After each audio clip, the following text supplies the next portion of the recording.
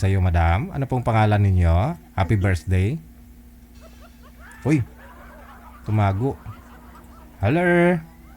Si Apple. Apple.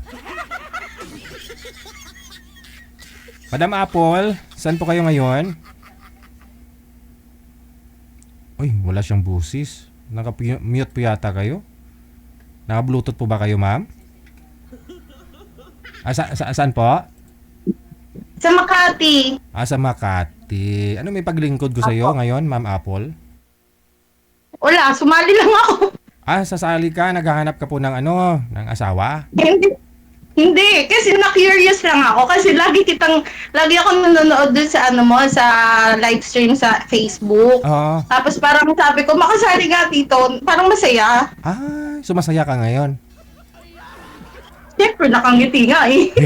May nakangiti kasi na akala mo masaya, pero Hindi, udyok po to ng kaibigan ko.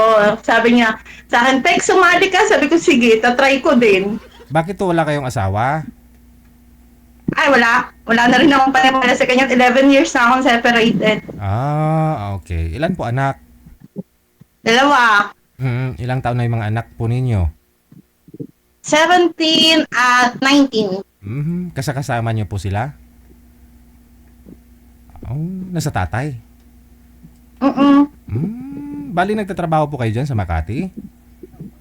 Taga dito talaga ako. Yung asawa nyo, taga saan po? Mindoro. Doon po yung mga anak ninyo. So ilang taon na rin po ninyong hindi nakikita, mga anak ninyo? Hindi naman taon. Sa bali pag bakasyon, pag closing, pinababakasyon mo sila dito sa Makati? Sige. Hindi pa ako kayo nagka-boyfriend sa tagal na rin ng panahon na naghiwalay kayo ng mister mo? Hindi. Sige. Hahanapan kita ng boyfriend. Boyfriend po ba o asawa? Ala, kahit ano na.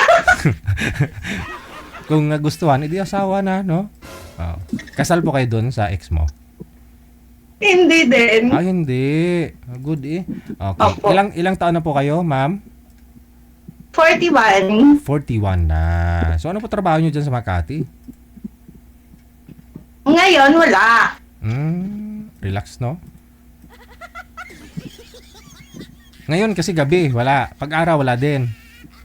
Uy, may sing-sing. Hindi, mga 1 month na. 1 month na. May sing-sing ka pa.